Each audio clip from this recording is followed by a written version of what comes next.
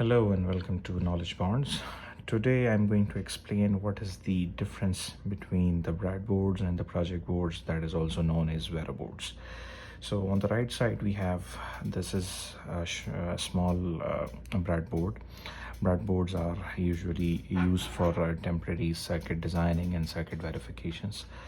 But once you have a ready schematic and you are sure that it is working fine, then you will shift your circuit from this board to this board. This is called the project board, or also known as Vero boards. And this board is having multi-layers, not so-called multi-layers, but this is more top and bottom layer.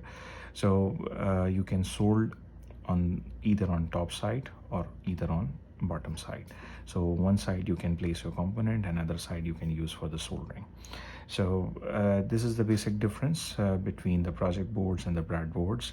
The layout will be defined on the next coming videos. Thank you so much for watching.